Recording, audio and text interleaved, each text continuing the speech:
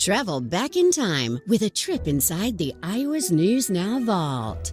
In March of 1983, mold grew from soggy carpet at Iowa City's lakeside apartments.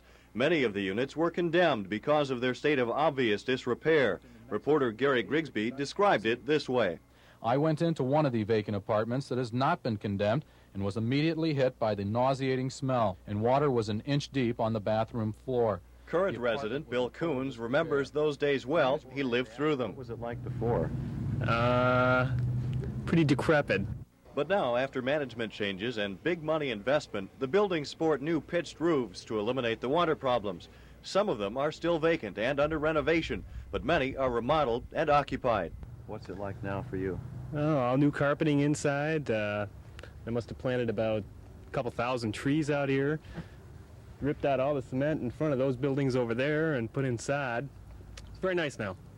I'd recommend it. Lakeside's massive problems and current turnaround are exceptions in Iowa City.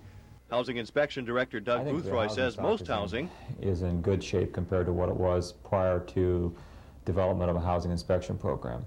We didn't have a formal program prior to 1976. It was handled primarily on a complaint basis. Now, Iowa City's rental program is computerized and organized and partially funded by the inspection fees charged to property owners. Earlier this week, we showed you other cities.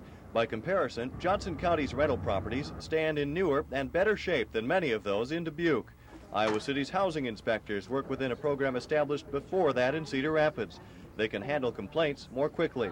In addition, urban renewal and an apartment building boom in the 1960s have helped solve some problems before they happened. In these ways, the people who live here may be better off than their neighbors to the north. But Iowa City is not without problems. Do you think there are going to be a lot of damages? Here's an indication. Exactly 4,000 complaints and inquiries flooded the Protective Association for Tenants office last year. More come in every day. Oh, you hear about rats or bats or snakes or something like that, yeah. I'm surprised that people will put up with it. I'm surprised that it is allowed to happen. Still, Geyer says Iowa City is a good place to live and is getting better. The future of Iowa City's rental housing market is very much in doubt, not because of conditions, but because of a predicted decline in demand. If state predictions come true, the number of University of Iowa students looking to move in will drop sharply over the next 10 years. Still, some construction in Johnson County continues to this day.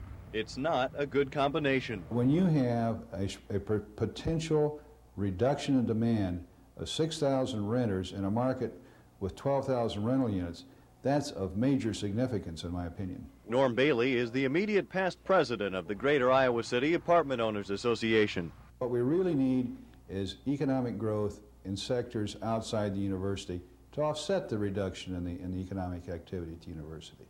For now, Bailey says a strict housing code, persistent enforcement, and cooperation appear to be working.